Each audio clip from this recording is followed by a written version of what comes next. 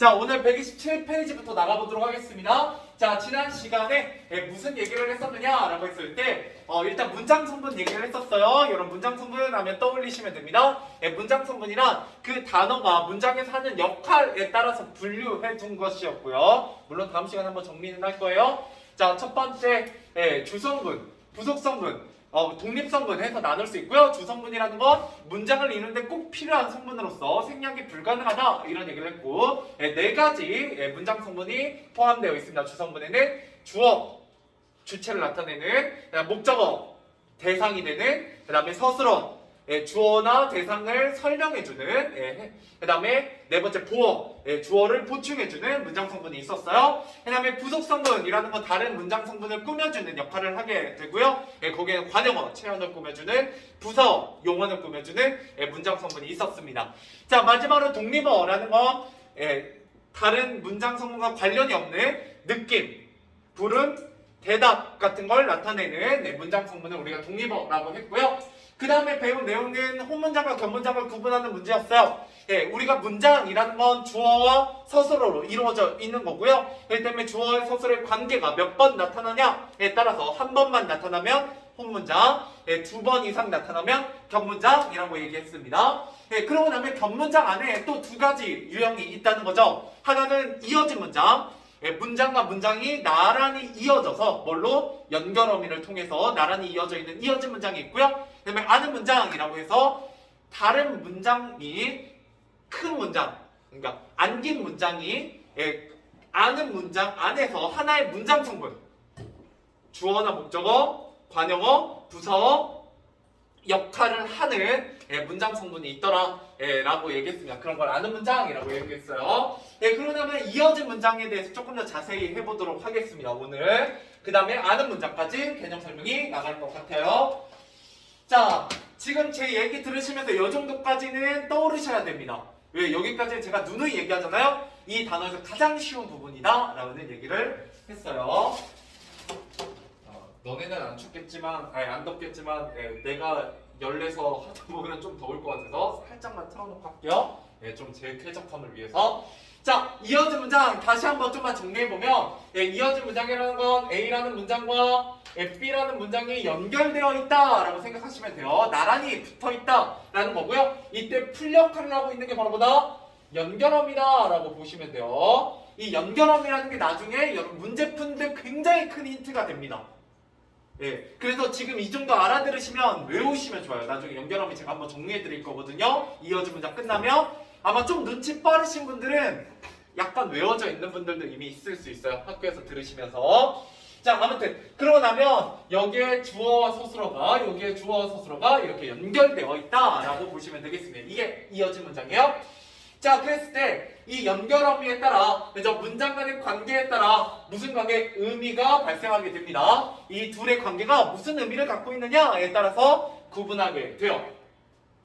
자, 먼저 나열입니다. 비가 왔다라는 문장과 비가 왔다, 바람이 불었다라는 문장이 있는데 이 두 개를 연결해 줄 때 뭐가 필요하다?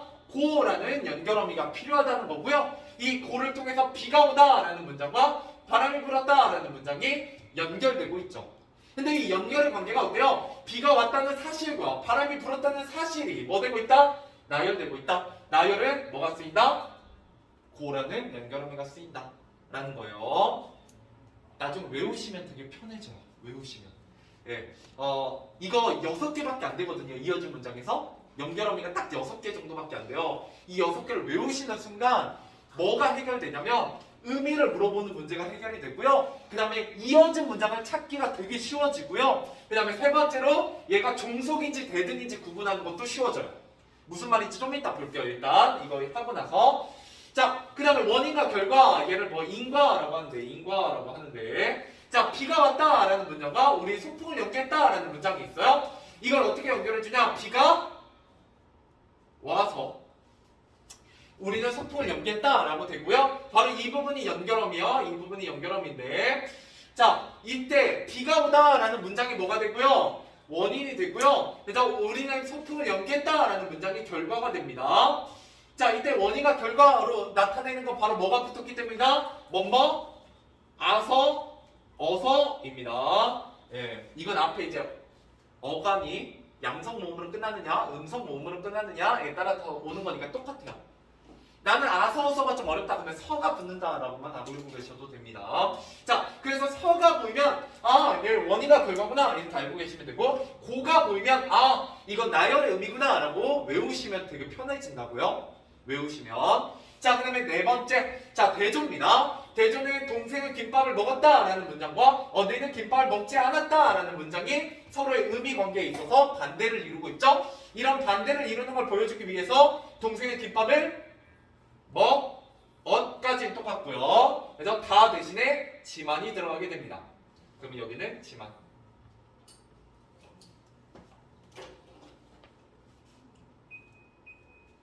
됐죠? 자, 마지막 조건입니다. 자, 조건은 비가 그치다 라는 문장과 지수는 외출할 것이다 라는 문장이 연결될 때 비가 그친다면, 그죠? 얘가 조건이 되고요. 예, 그랬을 때 실현되는 결과가 되겠죠, 이게?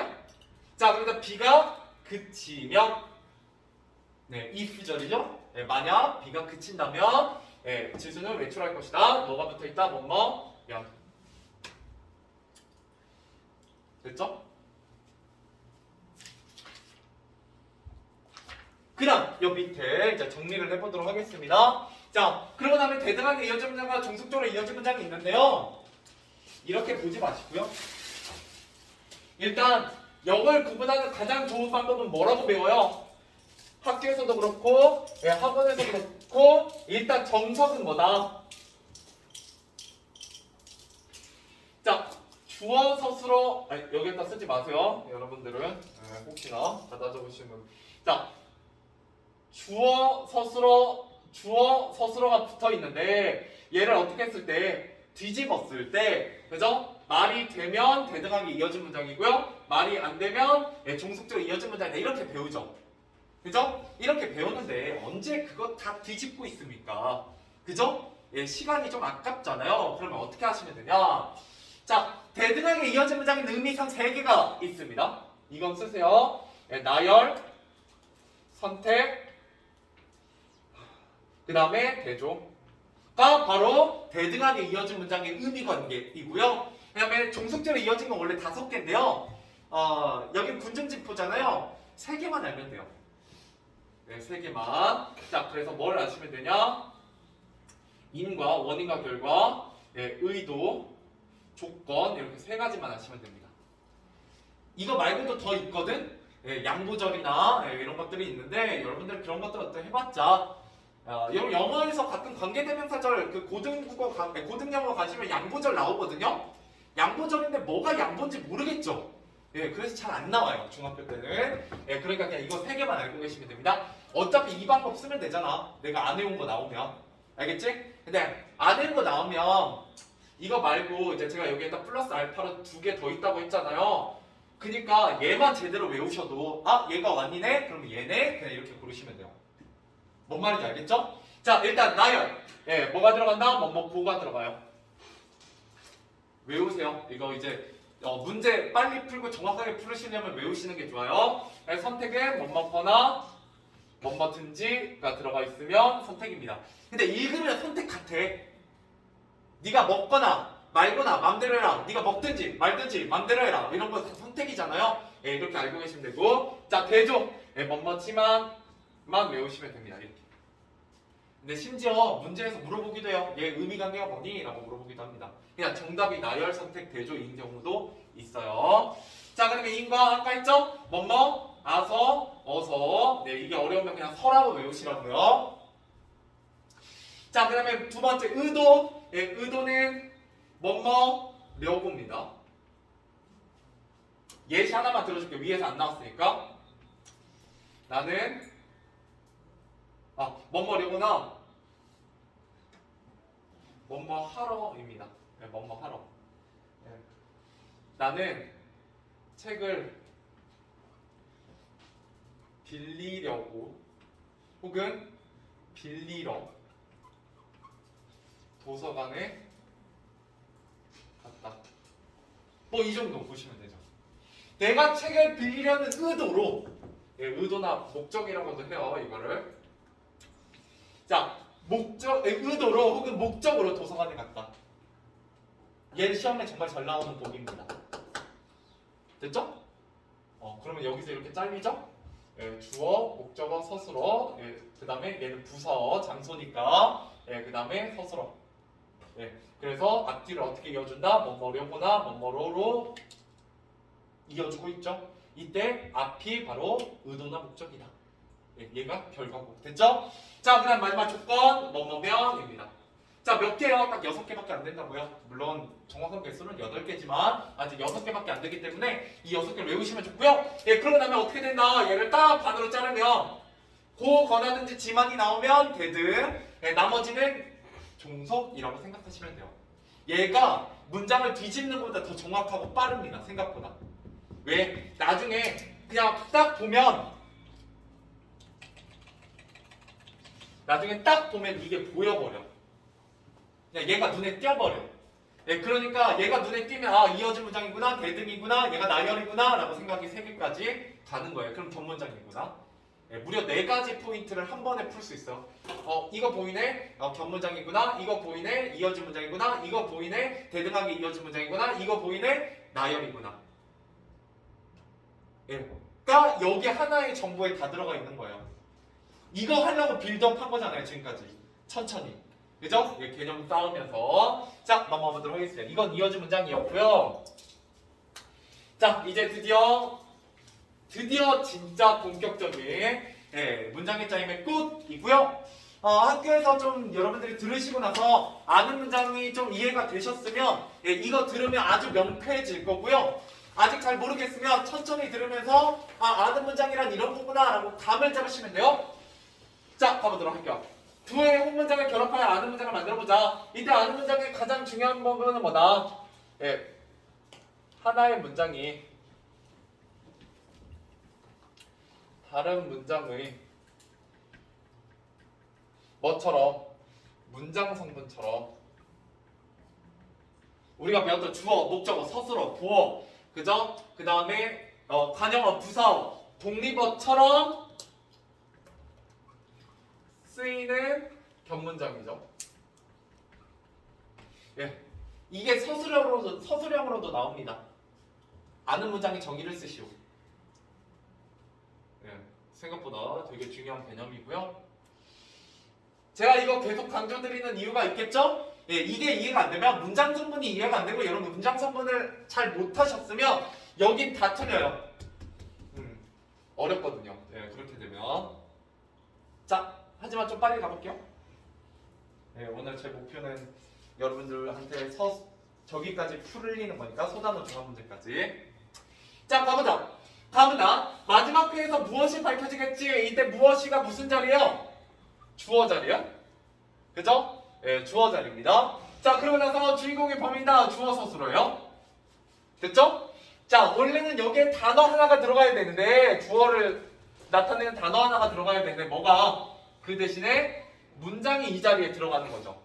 근데 문장이 들어갈 때 얘는 주어하고 서술어니까 이 자리에 그냥 들어갈 수 없다는 거예요. 그죠? 그냥 들어갈 수 없으니까 얘가 주어 역할을 하려면 얘가 마치 뭐처럼 변해야 된다. 얘가 명사처럼 변해야 돼요.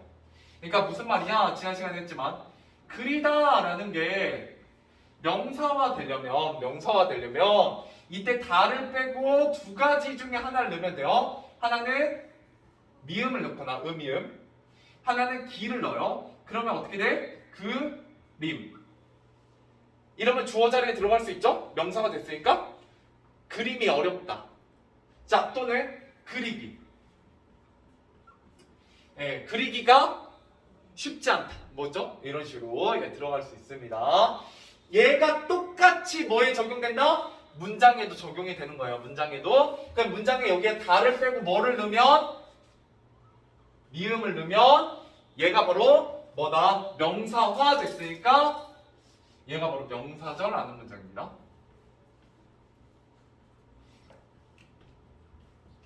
명사절하는 문장.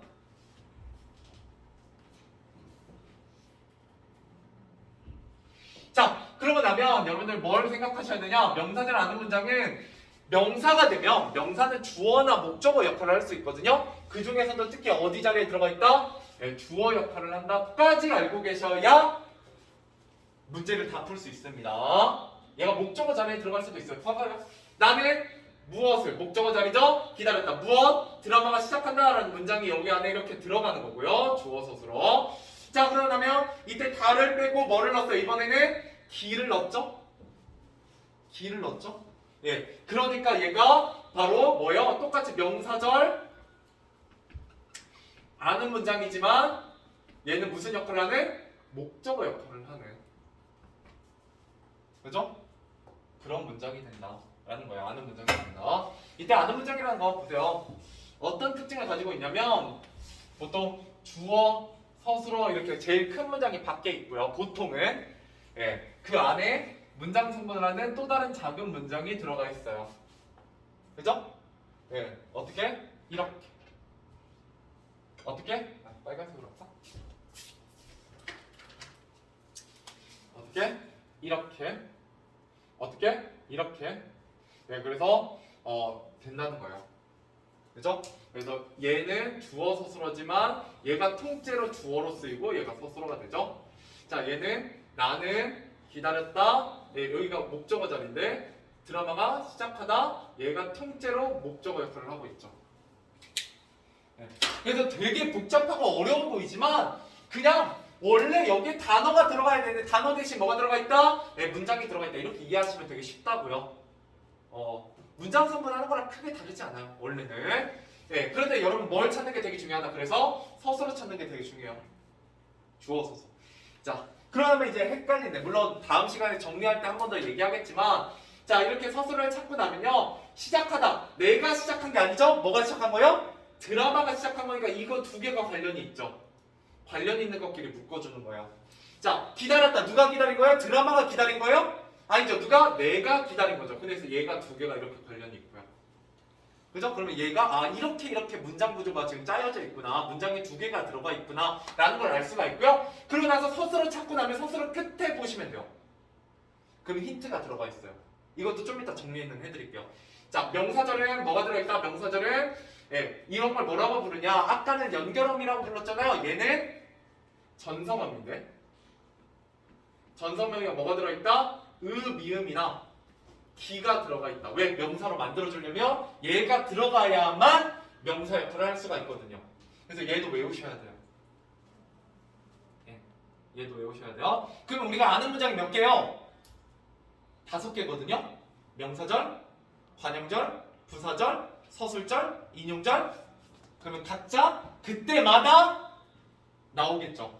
그래서 그 5개만 외우시면 됩니다. 물론 세부적으로 들어가면 좀 개수가 많지만 5가지만 외우시면 돼요. 자, 복잡하니까 이제 위에 지우고 자, 다음 가보도록 할게요. 자, 민호는 꽃다발을 들었다. 주어, 목적어, 서술 완벽한 문장입니다. 그죠? 이것만으로 이미 완벽해요. 얘는. 그런데 꽃다발은 꽃다발인데 어떤 꽃다발인지가 궁금하다고요. 그 구체적인 의미가 궁금해요. 그 구체적인 의미를 꾸며주는 바로 이 자리에 뭐가 들어가요? 문장이 들어가요. 그녀가 꽃다발을 만들었다. 됐죠? 자, 그런데 잘 보세요. 이건 조금 다른 게 있어요. 뭐가 다르다? 이 꽃다발하고 이 꽃다발이 겹치죠? 그럼 겹치면 두 번 쓸 필요가 없죠? 그랬을 때 얘를 이제 없애줘요. 어차피 여기에 있으니까. 그래서 얘를 넣으면 어떻게 돼요? 그녀가 만들다. 두 개 관련이 있죠? 묶어주고요. 민호가 꽃다발을 들었다. 그러니까 관련이 있죠? 그러면 이렇게 되는 거예요. 문장 구조가. 여기까지 이해되세요? 원래는 이걸 여러분 찾으라고 시간을 원래 항상 주는데 기말고사에 들어가면 시간이 모자라기 때문에 제가 쭉쭉 하는 겁니다. 그러나서 문제 풀 때 해보세요. 문제 풀 때 적용은. 자, 그러고 나면 얘는 원래 그녀가 만들다라는 서술어인데 주어 서술어인데 얘가 무슨 역할을 꽃다발이라는 명사 체형을 꾸며주는 관형어 역할을 하고 있죠. 관형어 역할을. 그러면 얘의 전성어미 이게 이제 관형절 아는 문장인데 얘의 전성어미는 뭐가 들어간다 보통 니은이 들어간다 생각하시면 돼요. 니은. 자, 니은이라고 하면 여러분 이해가 잘 안 되죠? 자, 빵 먹다 달을 빼고 됐죠? 여기까지 따라오셨죠? 자, 얘 가지고 얘를 꾸며보세요. 빵은 빵인데 어떤 빵? 은빵도 되고요. 그죠? 내가 어제 먹은 빵. 그죠? 또 먹는 빵도 되죠? 지금 내가 먹는 빵. 이해되세요? 둘 다 뭐가 들어가요? 받침에 니은이 들어가죠. 그러면 뒤에 있는 체원을 꾸며주게 돼요. 됐죠? 여기까지? 예. 그래서 보통 여러분들 안긴 문장, 이 작은 문장의 주어 서술을 찾고 나면 끝에 힌트가 있다는 얘기예요. 끝에. 예, 무조건 끝에. 끝에 힌트가 있다는 얘기예요. 끝에. 예. 물론 이때 힌트를 받아드시려면 외우셔야죠. 그죠? 이거 외워야 보일 거 아니야? 안 외우면 안 보여요. 어차피. 아니면 이렇게 정석적으로 얘가 무슨 자리인지 문장 성분을 고려해 보시면 돼요. 근데 힘들잖아. 언제 이것도 다 고민하고 있어. 시간 엄청 걸린다고요. 예, 그냥 나중에 외우시면 정답은 맞출 수 있어요. 내가 이거 100% 이해가 안 돼도. 지금 내가 뭐 알려주는 거야? 문제 푸는 스킬 알려주는 거예요. 알겠죠? 자, 그 다음 이거 나중에 한번 정리해드릴 거야. 다시 한번. 예, 너무 걱정하지 마세요. 오늘 못 알아들어도. 자, 그 다음 누군가 어떻게 그녀에게 다가왔다. 누군가가 그녀에게 부사어고요. 예, 다가왔다. 서술어. 이런 부사어는 장소나 시간 또는 에게, 에서, 으로 같은 게 들어가 있으면 부사어입니다. 이 얘기도 다음 시간에 정리해드릴 거예요. 자, 소리도 없다. 소리가 없다. 라는 문장이 당연히 어디에? 뭘 꾸며주는? 다가오게 다가왔는데 어떻게 다가왔니? 라는 서술을 꾸며주는 부사어 자리에 들어가게 될 거고요. 이때 들어가게 되면 이렇게 들어갔죠? 소리도 없다. 다가오긴 다가오는데 어떻게? 소리도 없이 다가왔다. 이때는 이제 부사절 아는 문장이고 위에하고 똑같은 설명이니까 뭐만 써볼 거예요? 역시 전성어미를 써볼 건데 이때 전성어미는 이가 들어있죠? 이게 도록입니다. 이게 도록. 이렇게 쓰면 여러분들이 모르니까 밑에다가 개하고 도록 한번 예시로 들어드릴게요. 여기에다 그냥 자, 예시 두 개만 들어드리죠. 자, 개가 쓰인 거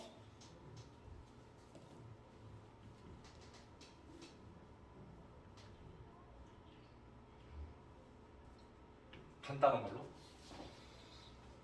자, 서술어 생겼다 말고 또 뭐 있어요? 예쁘다 있죠? 예, 그래서 얘는 그녀가 예쁘다, 그녀가 생겼다 이렇게 두 개의 문장이 합쳐진 거예요. 됐죠? 그런데 그녀가 생겼어. 생기긴 생겼는데 어떻게 생겼어?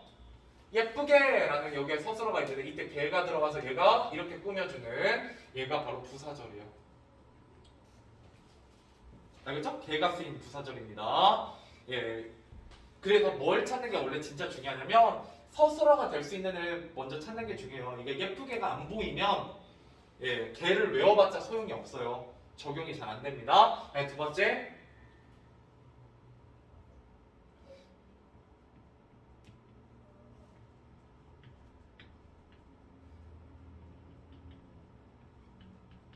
자, 그녀는 죽도록 아팠다 라고 하면 역시 똑같아요. 그녀가 아팠다. 아프긴 아팠는데 어떻게? 죽도록 아팠다. 근데 이때 죽도록이 바로 뭐예요? 서술어가 변형된 거죠. 뭘로? 죽다에다 도록이 붙어서 얘도 똑같이 부사절이라고 해요. 예시 하나만 더 듣게요. 예시 하나만. 여기 밑에 하나만 더 듣죠. 자, 그래서 여러분 시험 난이도에서 뭐가 나오냐? 이런 게 나와요.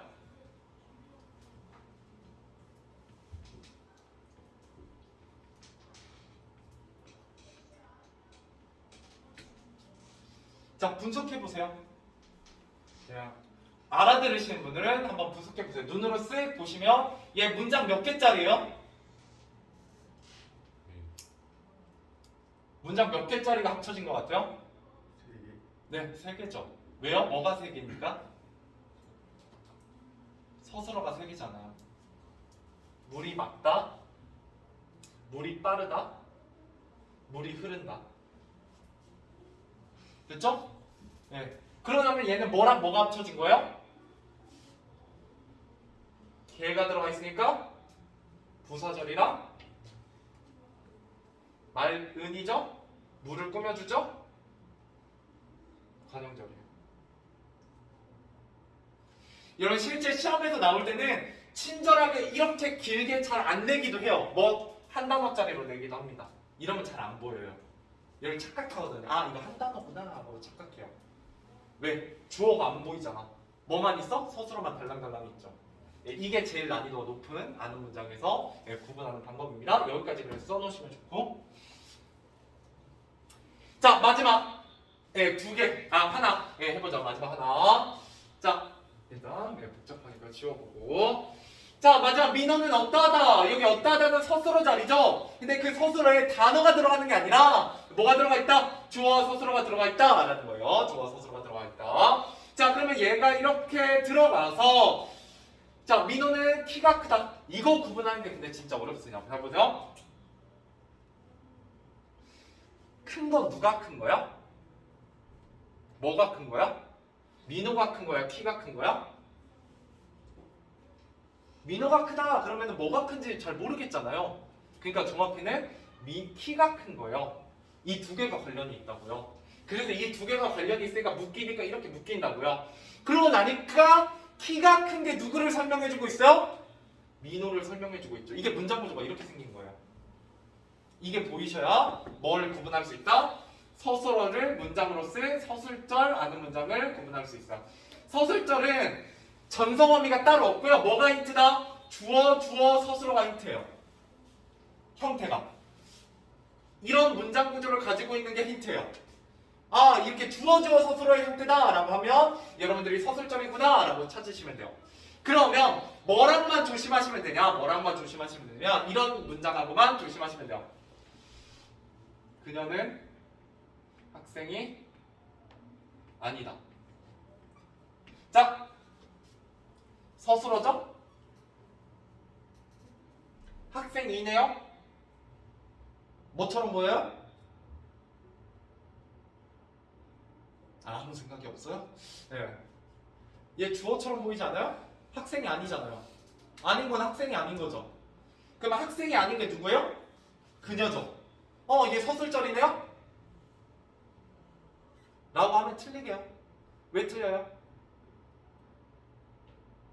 여기까지 힌트 줬는데 생각이 안 나? 서술을 잘 보세요.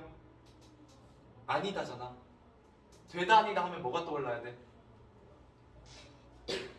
보어가 떠올라야지. 얘는 혼문장이야. 뭐가 있는? 보어가 있는. 이 두 개가 헷갈리게 나와요. 알겠죠? 네. 그러니까 서술절 찾을 때 주어, 서술어인데 이 서술어가 뭐인지 구분하는 게 되게 중요하다. 되다 아니다가 아닌지 혹시나 보는 게 중요하다. 왜 되다 아니다가 들어가는 경우에는 여러분 뭐라고 착각할 수 있다? 학생이 아니다. 학생이 아닌 게 그녀구나. 아 이거 서술절이구나 라고 착각할 수 있다는 거예요.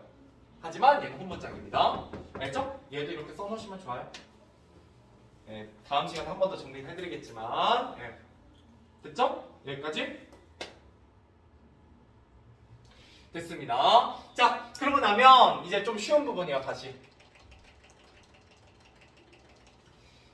자, 여러분들 자 여기까지 내가 아는 문장 잘 못 따라오겠다 하시는 분은 예, 요거 외우세요. 예, 문장에서 여기는 중학교에서는 여기 크게 다르게 내지 않아요. 그냥 요거 두 개 외우시면 돼요. 맞는 문장과 틀린 문장을 외우시면 됩니다. 얘도 무조건 한 문제는 나와요. 이건 솔직히 거저주는 문제예요. 예, 외우시면 거저주는 문제입니다. 자, 가보죠. 자, 물은 섭씨 100도 이상에서는 기체가 되고 예, 섭씨 100도 이하에서는 된다. 내가 왜 된다에 동그라미 쳤겠어요? 방금 했잖아. 되다는 뭐를 갖고 오는? 예, 고맙습니다.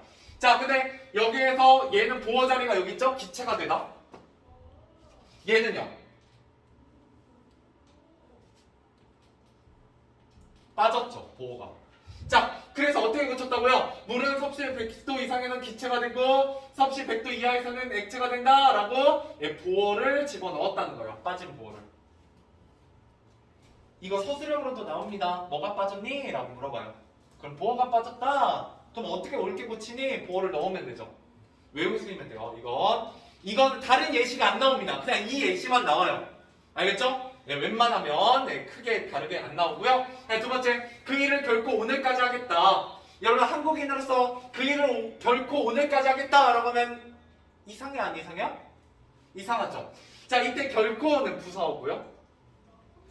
오늘까지 하겠다라는 긍정적인 서술어가 쓰였어요. 얘가 두 개가 묶으면 비문이 돼요. 예, 그죠?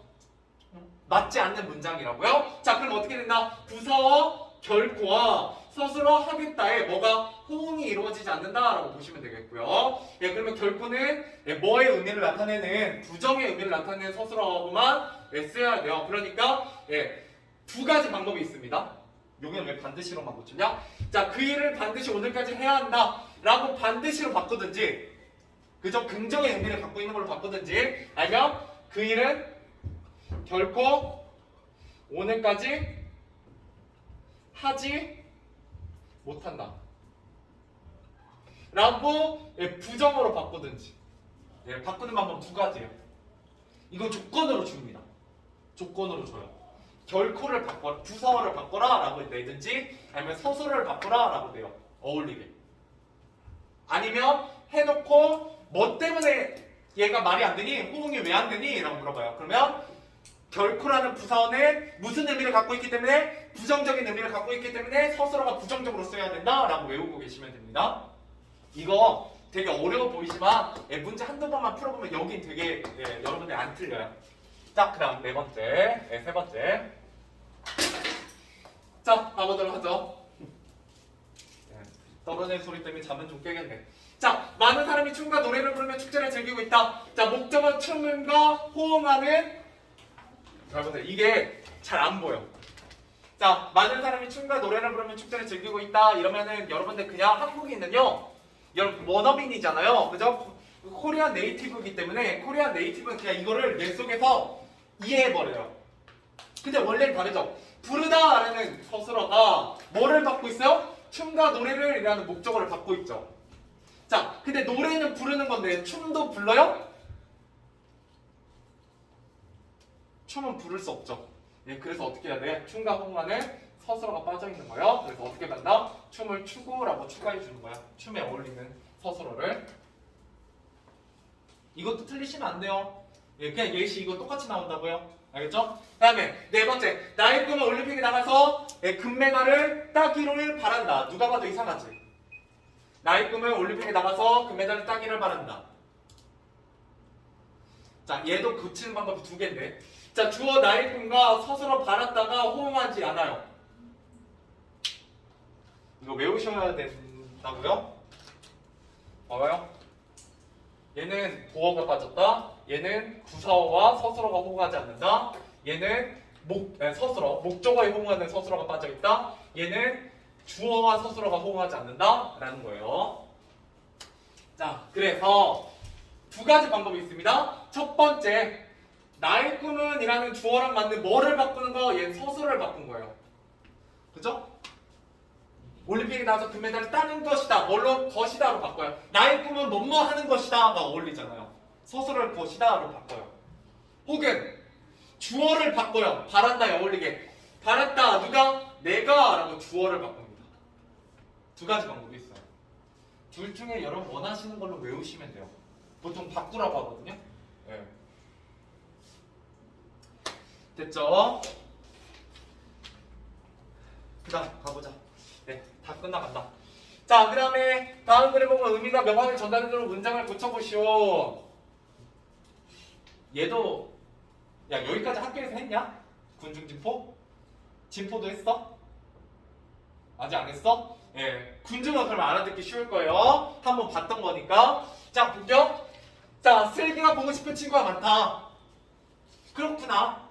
라고 생각해요. 근데 얘는 의미가 두 개예요.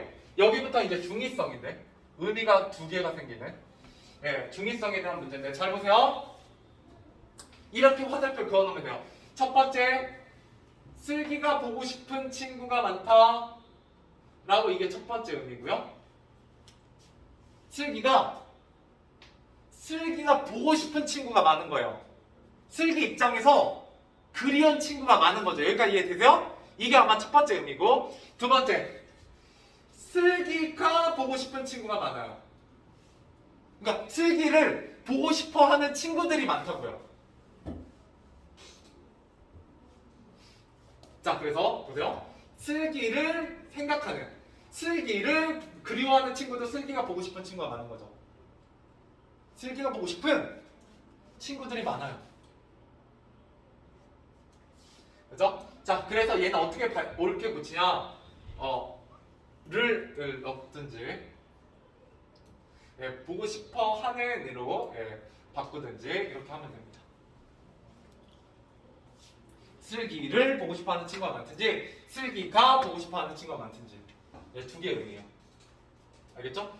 얘가 뭐를 수식하는지가 확실하지 않은 거예요. 주어를 수식하고 있는지 아니면 뒤에 오는 친구가라는 주어를 수식하는지. 자, 두 번째, 얘도 똑같아요. 잘 보세요. 첫 번째는 이렇게 해서 해석하는 거예요. 윤경이는 혜성이와 함께 영주를 불렀어요. 둘이서 함께. 이해되죠? 두 번째는 윤경이 혼자서 이렇게 그러면 안 되겠다.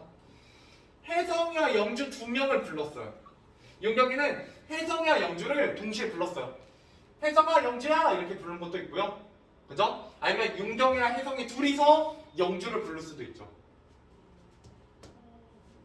그럴 때 둘이서와 혼자서라는 걸 말을 넣어놓으면 헷갈릴 일이 없겠죠. 자, 넘어갑시다. 얘가 어렵지 않으니까. 자, 그 다음에 바로 2번. 동현이 어제 고향에서 온 혜리를 만났다. 자, 얘는 이 어제가, 자, 첫 번째 온을 꾸며줘요. 자, 종현이는 언제 왔어요? 친구가? 혜리가 어제 고향에서 온 혜리를 만났어요. 됐죠? 어제 온 거예요. 두 번째, 만났다를 꾸며줘요. 그러면 종현이는 고향에서 온 혜리를 언제 만난 거예요? 어제 만난 거죠. 얘도 두 개. 왜? 위치가 애매해요. 떨어져 있어서. 그러면 이 위치를 옮겨줘요. 어디로? 어제 온 이렇게. 혹은 어제 만났다 이렇게. 내가 진짜 말하고 싶은 서술을 앞으로 옮겨줘요. 그러면 중의성이 해결됩니다.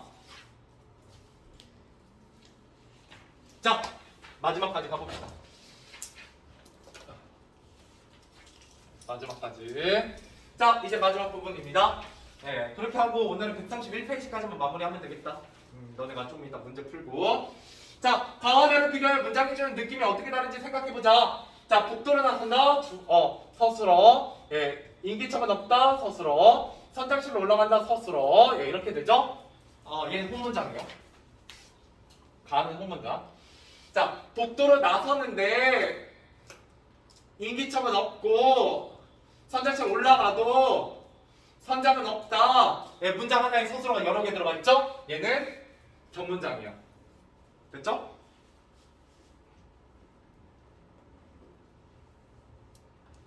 자, 그랬을 때 후문장은 어떤 특징이 있다? 표현이 간결하고 명료하고요.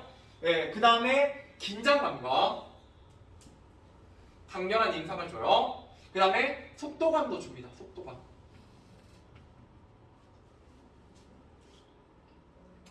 그에 비해서 이어집니다. 견문장으로 이루어지면 연결관계가 인과관계라고도 하고요. 잘 드러나고요.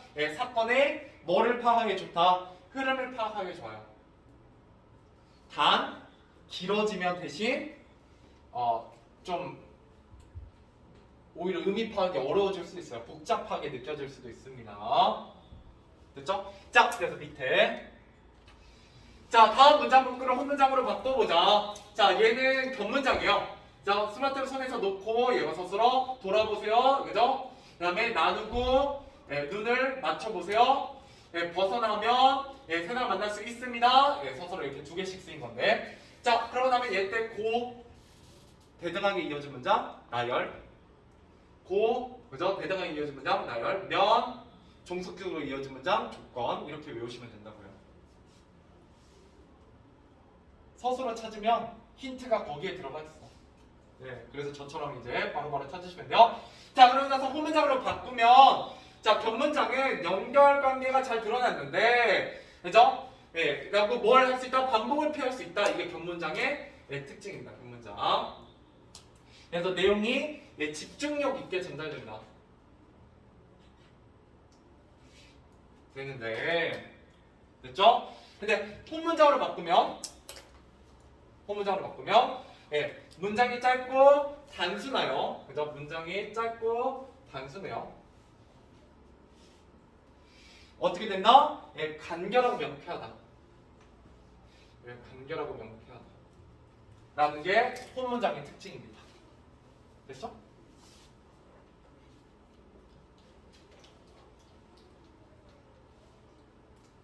네.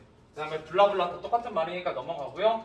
자, 여기다 빈칸만 채우고 이제 문제 풀 시간 드릴게요. 자, 책이 많이 들어가요. 무게도 적당한 편입니다. 예, 보세요. 책이 많이 들어가요. 적당한 편입니다. 얘는 이어져 있지 않죠? 예, 그러니까 얘는 후문장이요. 후문장이니까 어때요? 간결하게 표현하죠? 그래서 의도를 어떻게 전달한다? 예, 명확하게 전달해요. 그래서 여러분 생각해 보세요. 여러분들이 칭찬받고 싶을 때 잘한 일이 있을 때는요, 되게 후문적으로 말해요. 제가 숙제를 해왔습니다. 이렇게 얘기하고요. 여러분 숙제 안 해와서 변명할 때는요, 전문장으로 얘기해요. 제가요 어제 무슨 일이 있어서 하려고 했는데 진짜 하려고 했는데 못했어요. 그죠? 왜? 명확하게 전달하기 싫거든요. 내가 안 했다는 사실을. 그죠? 네, 이런 부분이 있습니다. 자, 두 번째, 세 번째, 네 번째 문장은 책도 많이 들어가고 대등하게 이어진 문장 나열. 자, 무게도 적당한 편이라서 종속적으로 이어진 문장 서 들어가니까 인과. 자, 책 학교에 들고 다니기. 예, 달고 다니기. 예, 명사절 아는 문장. 예, 딱 좋습니다. 예, 얘는 명사절 아는 문장. 예, 이렇게 들어가 있어요. 좋습니다. 같이 어떻게 표현하면 이어진 문장으로 표현하면 어때요? 문장 사이의 관계가 더 잘 드러나고요. 예, 그래서 내가 말하고자 하는 말을 효과적으로, 논리적으로, 예, 논리적 흐름으로 설명할 수 있다. 이렇게 보시면 되겠습니다. 자, 밑에 빈칸까지만 채우고 끝냅시다. 예, 문제풀이로 갑시다. 자, 문장을 읽는 꼭 필요한 주성문은 주어, 서술어, 보어, 목적어. 여러분 이거 4개다라는 거 꼭 기억하셔야 돼요. 가끔 보어를 살짝 빼놓거나 다른 걸로 바꿔놓습니다. 두 번째, 주어, 서술의 관계가 한 번만 나타나는 문장을 본문장, 시간 없으니까 제가 할게요. 두 번 이상 나타나는 문장을 견문장이라고 하죠. 뭐 이런 거 여러분 모를 리가 없으니까. 자, 견문장의 둘 이상의 혼문장이 나란히 이어진 문장과 문장 성분처럼 안고 있는 아는 문장이 있습니다. 정말 중요한 개념이고요. 자, 근데 어떤 짜임의 문장을 활용하느냐에 따라 표현의 효과가 달라져요. 그래서 우리가 배웠죠? 표현 효과. 그다음 중의성 이런 거. 자, 그래서 문장의 짜임이 어떻게 다르냐? 자, 민준이 노래를 잘하고 그림도 잘 그린다. 노래를 잘하는 민준이가 그림도 잘 그린다. 두 개 다 견문장이네요. 근데 여기에 서술에 보면 여기에 고가 들어가 있고 여기에 는이 들어가 있죠? 그러니까 위에는 대등하게 이어진 문장 나열이고요. 얘는 는이 들어가 있으니까 관형절 아는 문장입니다. 니은 들어가 있으니까 노래 잘하다가 민준이를 꾸며주잖아요. 그래서 얘가 이렇게 묶이고요. 얘는 여기서 잘리죠. 외우라고 하는 이유가 있어요. 나중에 저처럼 풀게 돼요. 그래서 이거 익숙해지잖아요. 그러면은 100문제 푸는데 10분도 안 걸려요. 진짜 뻥 안 치고. 왜? 그냥 문장 보면 고, 는 이런 게 그냥 보이거든. 굉장히 쉬워져요. 뭐만 해주시면 여러분 외우시고 그 다음에 문장에 좀 적용해서 좀 연습해 보시면 되게 쉬워집니다. 자, 일단 가는 어떻게 대등하게. 네, 그 다음에 여기는 관용어 역할을 하는 남긴 문장이 쓰였다라는 겁니다. 자, 문제 한번 적용해 보죠. 풀어보세요. 몇 번부터냐면 14번부터 29번까지입니다. 오늘 안에 다 못 푸시면 이건 숙제가 돼요. 왜냐면 언제 또 풀겠어. 지금 푸세요.